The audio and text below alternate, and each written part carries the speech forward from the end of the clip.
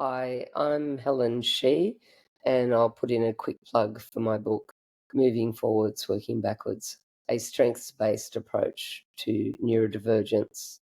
Very quickly, for those of you who are listening to me for the first time, I do my best to avoid pathologizing language. I think there's historically a lot of stigma about being neurodivergent, which is one of the reasons a lot of highly adaptable neurodivergent people haven't been recognized, along with the tendency to mask to, if you can, to what is the dominant expectation of neurotypical. So the words I use, the acronyms are ADH instead of ADD, attention divergent and highly sensitive, and AS, short for autistic spectrum, no disorder, or if you like, Asperger or Asperger's, which is going out of fashion but has been commonly used to denote highly adaptable autistic people.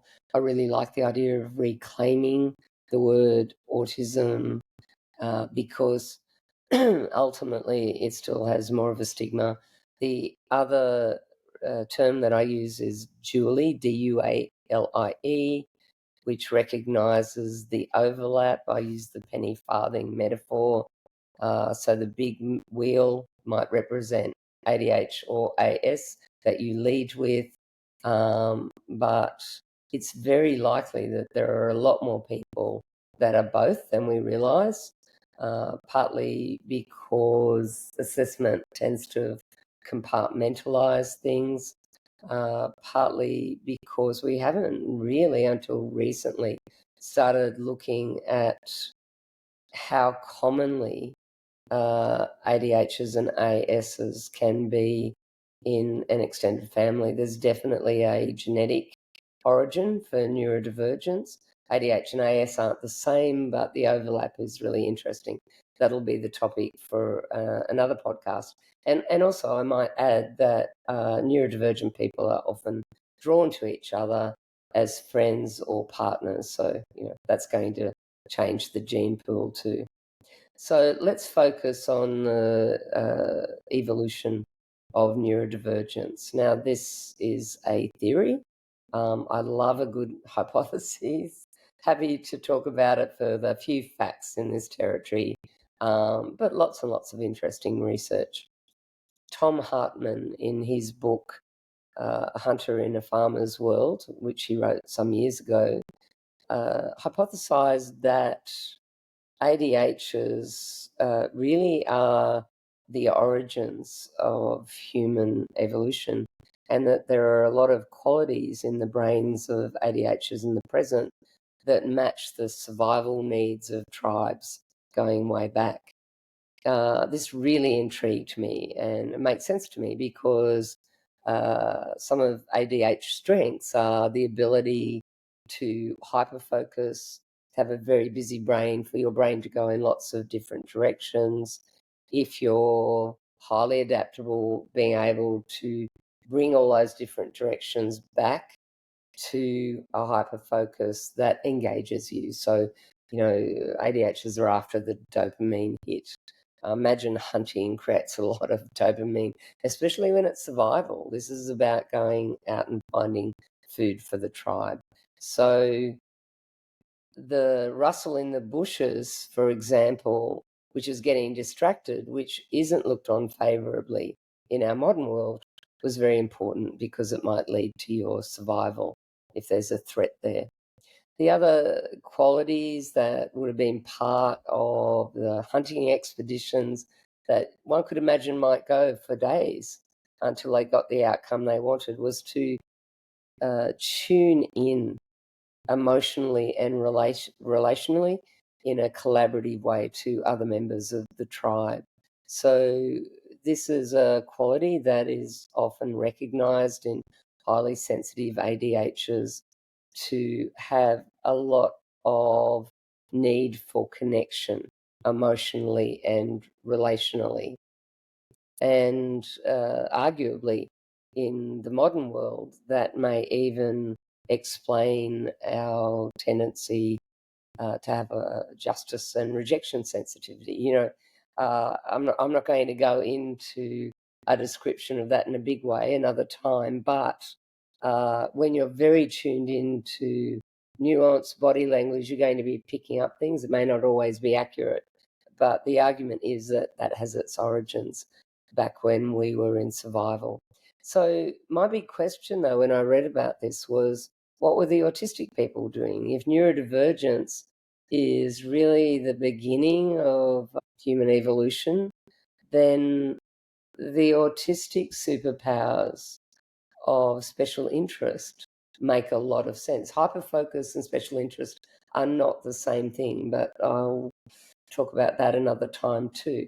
So imagine that the autistic people are the ones who are doing more of the gathering back at the cave, waiting for their food to return.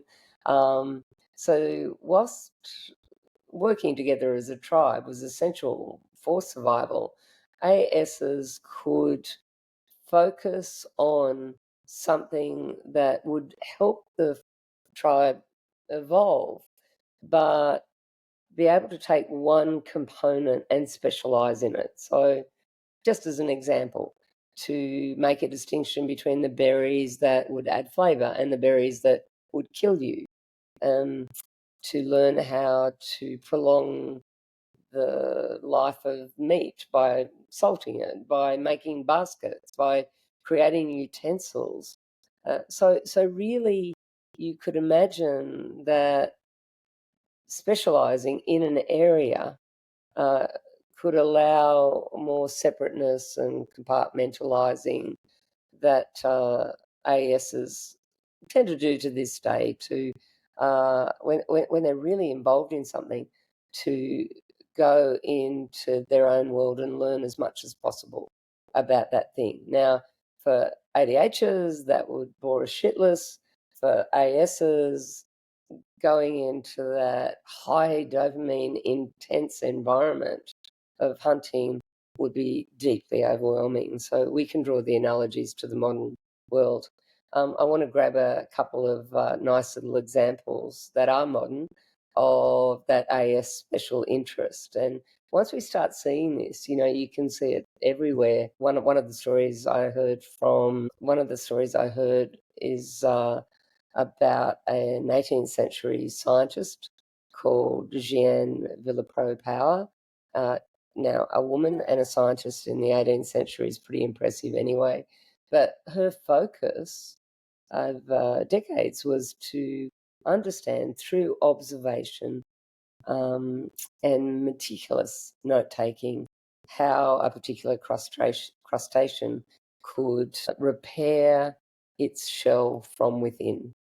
So I think it's a great example. I'm not sure whether anyone can prove that the Wright brothers were ADH, but I put my money on it, because what else but an ADH brain who is engaged in risk taking would invent an aeroplane, let alone fly it and risk life and limb to be able to help humans to move more rapidly from one place to another. So, there's oodles of examples where you start to draw out the strands of that difference of ADH and AS.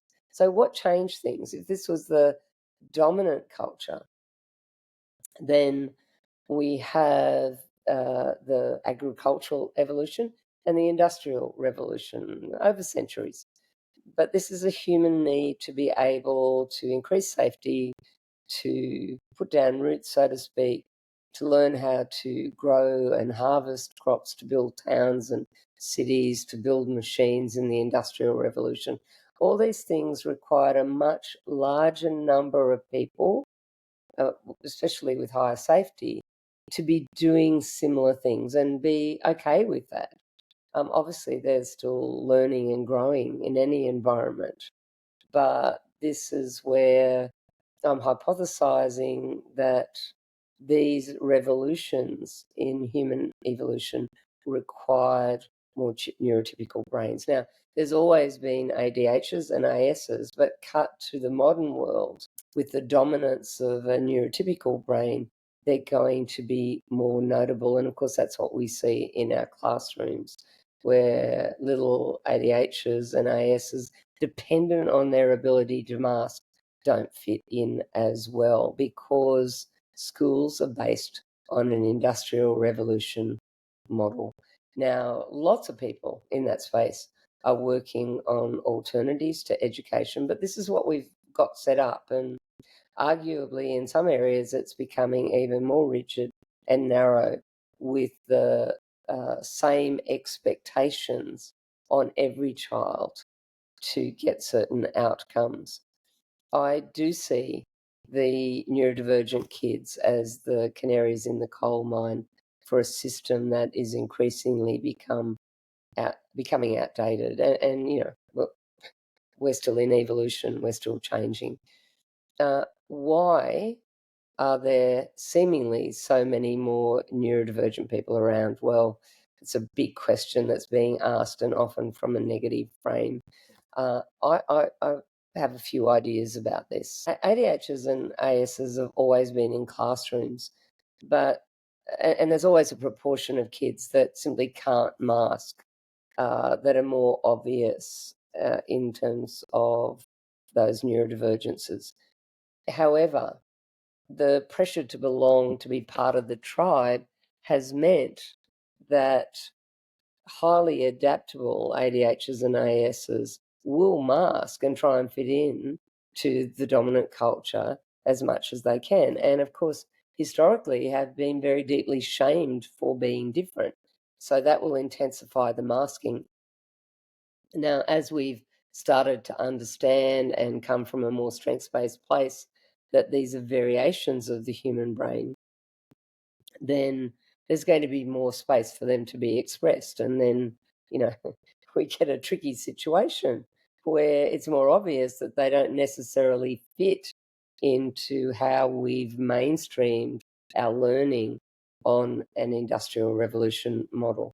The other big factor in change is that there are so many generations of highly adaptable neurodivergent people who simply haven't been recognised, and in particular women and girls, because what we're starting to understand is that the way that we present is very different from our male counterparts. So, for example, ADH girls are more likely to be chatterboxes or daydreamers.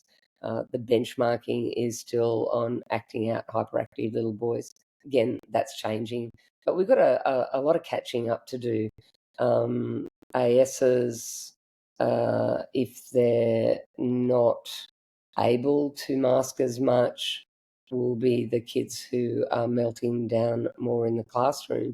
But if they're masking, and little girls especially, their special interest has often been to learn the social and emotional rules, they won't be noticed. So now we're noticing, and what is also happening is this working backwards. So more and more of us, and this is true for me, when our child or another member of our family gets recognised, I try and not use diagnosis, then there's often an aha moment.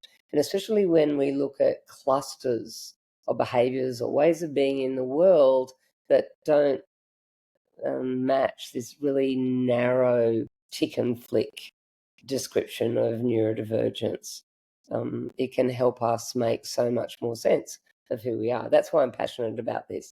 You don't have to get meds necessarily. You don't have to get a diagnosis necessarily. But it's so important in personal growth that we understand why we are who we are, and because of that human tendency to see what is dominant as better, then we'll often be doing things that actually mean we're not operating as our true selves. So it makes sense to me that all these parents who are now seeing, hang on, I'm an ADH or I'm an ASR, this is how it makes sense to me, or my partner or my relatives, and tracking the genetic legacy don't want to be seen in a pathologizing way, and also don't want their children to be seen in that way. So we've got the canary in the coal mine phenomena on steroids, so to speak. Ultimately, if we're not being shamed into submission, we're going to be more obvious, but the system is struggling to hold those differences. All right, I might stop there. I'm aiming to do shorter podcasts. That's my challenge because my brain goes in so many different directions. And when I get excited about an idea, then I want to run with it. But I'm trying to stay focused on the topic. I really value your ideas, questions, and I also soothe myself with some of the topics I've opened that there's always another podcast, right? Take care. Bye.